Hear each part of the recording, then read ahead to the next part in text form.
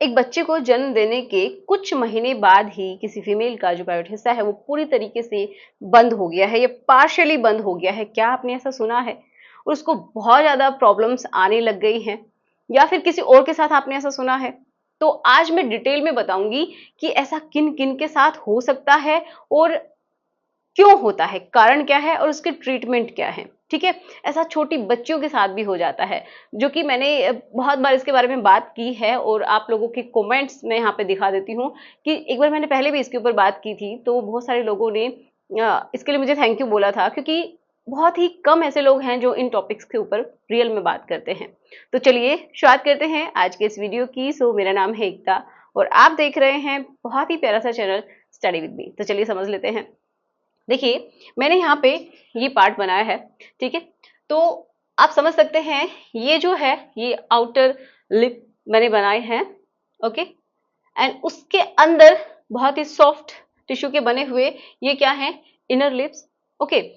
और आप सबको पता है कि इसके ऊपर क्या होता है, मतलब जो अंदर वाले जो लिप्स हैं इन्हीं के अंदर फ्यूज होता है क्या, इसी के साथ फ्यूज होता है जो फीमेल का जो बहुत ही सेंसिटिव पार्ट है जिसको बोलते हैं क्लिट, ओके?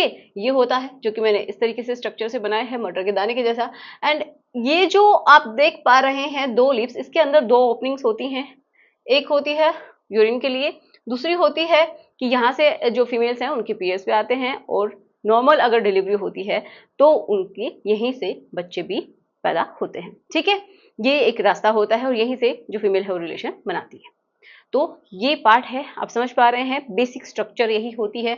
अब प्रॉब्लम क्या हो जाती है, इस जो प्रॉब्लम है इसको नाम भी दिया जाता है एल-फ्यूजन या फिर एडहेशन, ठीक है? ये इसके नाम होते हैं, एल-फ्यूजन या फिर एडहेशन या फिर एग्लूटिनेशन, इस तरीके से इसके नाम होते हैं। तो देखो, 3 डायग्राम्स बनाए हैं, इसी तरीके से कुछ लोगों के साथ हो जाता है। पहला जो है इसमें बताया गया है कि ये जो पार्ट है, ये जो अंदर वाले जो लिप्स हैं, ये दोनों ही एक दूसरे से चिपकना शुरू कर देते हैं, ठीक है? ये धीरे-धीरे बंद होना शुरू कर देते हैं। अब जैसे कि छोटी बच्चियां होती हैं ना, उनमें तो ये इतने ज़्यादा सॉफ्ट होते हैं कि वो पता भी नहीं चलता कि ये फ्यूज़ हो गए हैं या फिर यहाँ पे कुछ था ही नहीं, ओके? पहले था या फिर नहीं, क्योंकि वहाँ पे एक किसी-किसी में लाइन के जैसी ही दिखती है बस ओनली, बहुत ही पतली सी। तो किसी-किसी में क्या है कि ये जो है ये फ्यूज होते-होते, मतलब बंद होते-होते, और सिर्फ ये वाला ही हिस्सा दिखाई देता है जहाँ से वो अपना जो यूरिन है वो बॉडी से बाहर निकाल सके, ठीक है? किसी-किसी में और भी ज़्यादा प्रॉब्लम की बात हो जाती है कि उनको निकालने में भी प्रॉब्लम आ रही है, ठीक है? देखिए, इसको निकालने में भी प्रॉब्लम आ रही है, ये और ज़्यादा क्या हो जाता है, बंद हो जाता है, ठीक है? धीरे-धीरे पूरा ही बंद होने लग जाता है, और बहुत रेयर है लेकिन ऐसा भी होता है कि पूरी तरीके से बंद हो गया है। उस जो फीमेल है उसको ये समझिए कि यूरिन करने में बहुत ज़्यादा दिक्कत हो रही है।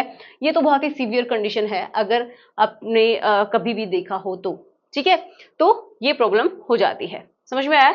यहाँ पे देखिए पूरी तरीके से चिपक चुका है, और ये ज़्यादातर किसके अंदर होता है हम उसके ऊपर भी बात करेंगे। तो देखिए, मैंने आपको बताया कि जो फीमेल्स जो कि जिनकी अभी-अभी डिलीवरी हुई है, जिन्होंने बच्चे को जन्म दिया है, कुछ महीने बीते हैं, उनके साथ ऐसा हो सकता है।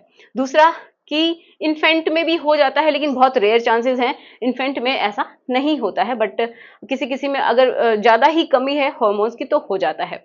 अब दूसरा देखिए, ये बहुत इंपॉर्टेंट है, छोटी बच्चियाँ, लगभग ये समझिए 2 ढाई साल से लेके और 6-7 साल की जो बच्चियाँ होती हैं, उनमें ऐसा हो जाता है, बहुत बार ऐसा हो जाता है। अगर माँ-बाप ठीक से ध्यान नहीं देते हैं तो ये प्रॉब्लम आती है, और ये मेरा देखा हुआ एग्ज़ाम्पल है।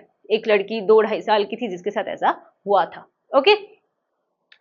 अब कुछ जो फीमेल्स जिनकी ओव्यूलेशन जो खत्म हो जाता है, मतलब उसके जो पीरियड्स हैं ना धीरे-धीरे बंद होने वाले हैं, ठीक है? या फिर जस्ट अभी बंद हुए हैं, मतलब वो 35 से 40 साल के बीच में हैं या फिर थोड़ा बहुत उससे ऊपर हैं, उनके साथ ऐसा हो जाता है। और जिनकी मतलब ये समझिए मेनोपॉज़ हो चुका है, जो वृद्धावस्था में चली गई हैं, उनके साथ भी ऐसा हो जाता है। अब प्रॉब्लम कहाँ आती है कि ये लोग भी इतना नहीं शर्माते, जो बता देते हैं, ठीक है? अपने हस्बैंड से बात कर लेंगे या फिर अपनी फैमिली मेंबर से बात कर लेंगे, लेकिन ये छोटी बच्ची है, इनको तो पता ही नहीं है कि क्या हो रहा है मेरे साथ। और जो बूढ़ी महिलाएं होती हैं, बहुत बार उनके ऊपर भी ध्यान नहीं दिया जाता है। तो आप सभी से रिक्वेस्ट है कि अच्छे से अपने जो पेरेंट्स हैं, जो वृद्ध लोग हैं, उनकी अच्छे से केयर करनी है। तो ऐसा हो जाता है, क्यों होता है ये? अब मैं बताती हूँ। तो देखिए, ये होता है हॉर्मोन्स की वजह से। हमारे जो हॉर्मोन्स है ना, जब जैसे-जैसे हम जवान होते हैं, तो स्पेशली जो एस्ट्रोजन हार्मोन है, वो हमारा क्या हो जाता है, इंक्रीज होना शुरू हो जाता है। जब ये हार्मोन बढ़ता है ना, तो ही क्या होता है, हमारे पीरियड्स आना शुरू होते हैं। जो फीमेल है वो थोड़ी अट्रैक्टिव होने लगती है, उसकी बॉडी के अंदर थोड़े से फैट के डिपोजिशन होने लगते हैं, है ना? तो इस तरीके से जब एस्ट्रोजन का लेवल बढ़ता है, तभी उसका ओव्यूलेशन, मतलब उसकी जो ओवरीज है वो बहुत अच्छे से काम कर रही हैं, और क्या कर रहा है, क्योंकि जब ओवरीज काम करती हैं तभी एस्ट्रोजन बॉडी से निकलता है, ठीक है? तो छोटी बच्चियों में ओवरीज होती हैं, ठीक है, लेकिन वो उस समय उतना जो एस्ट्रोजन जो हार्मोन है वो उतना नहीं बना पाती, या फिर किसी किसी में कमी रह जाती है, तो भी ये प्रॉब्लम आती है। इसी तरीके से जो फीमेल्स जो कि वृद्धावस्था में चली गई, ओल्ड एज में है, तो उनकी भी ओवरीज धीरे धीरे डीएक्टिवेटेड हो जाती है, हॉर्मोन्स का बनना कम हो जाता है, स्पेशली एस्ट्रोजन हार्मोन का बनना कम हो जाता है, क्योंकि ये मेनोपॉज ऑलरेडी क्रॉस कर चुकी हैं, ठीक है? और जिनको मेनोपॉज अभी हुआ है उनके साथ भी ऐसा हो जाता है, क्योंकि एस्ट्रोजन का लेवल ड्रॉप कर जाता है, ठीक है?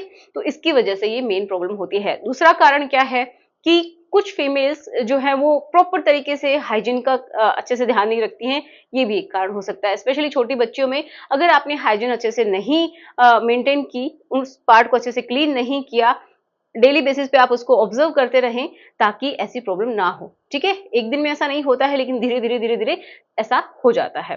तो 2 ही कारण हैं, हार्मोनल प्रॉब्लम या फिर हाइजीन की प्रॉपर मेंटेनेंस ना होना। ओके, तो अब इसके लिए आप क्या कर सकते हैं?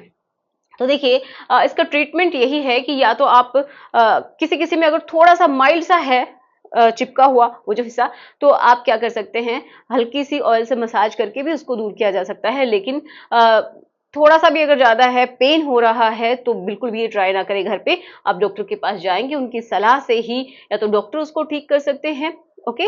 उनको इतना पता होता है कि ये नॉर्मली हो जाएगा, या फिर वो क्रीम देंगे, और बाय फ़ोर्स आपको कुछ भी नहीं करना है। ओके, नहीं तो यहाँ पे इन्फेक्शंस भी आ जाएँगे। तो डॉक्टर क्या देंगे, क्रीम्स देंगे, जो कि वहाँ पे उस हिस्से पे लगानी है। उससे क्या होगा कि देखिए, कभी-कभार उसका साइड इफ़ेक्ट होता है कि वहाँ पे ब्लीडिंग दिखाई दे सकती है, तो उससे घबराना नहीं है, अपने डॉक्टर से अच्छे से बात करनी है। लेकिन जैसे ही आप वो क्रीम छोड़ेंगे, तो वो अपने आप ही ठीक हो जाएगी, ठीक है? दूसरा है सर्जरी। किसी-किसी में अगर क्रीम से नहीं होता है, तो वहाँ पे कट लगाया जाता है और फिर उसको खोला जाता है। लेकिन हाँ, जो फीमेल्स जो छोटी बच्चियाँ हैं, उनके साथ मोस्टली ना तो क्रीम देते हैं, ज़्यादा ही दिक्कत है तो देते हैं, नहीं तो नहीं देते हैं, क्योंकि जैसे-जैसे वो बड़ी होगी तो ऑटोमैटिक भी खुल जाता है। एस्ट्रोजन हार्मोन का लेवल बढ़ेगा तो अपने आप ये खुलता भी चला जाता है। ओके, मिलते हैं नेक्स्ट वीडियो में। Thanks for watching. वीडियो कैसा लगा ज़रूर बताइएगा। अगर किसी के साथ भी ये प्रॉब्लम है, तो प्लीज़ इसको शेयर ज़रूर कीजिएगा, क्योंकि इससे बहुत सारे लोगों की हेल्प होती है। पिछली बार भी जब मैंने वीडियो बनाया था, तो बहुत सारे लोगों ने इसके ऊपर बहुत ही प्यारे-प्यारे कमेंट्स किए थे। तो आप बिल्कुल इन कमेंट्स को भी ज़रा देखिएगा, और ये प्रॉब्लम रियल है, तो इसको शेयर भी रियल में कर देना।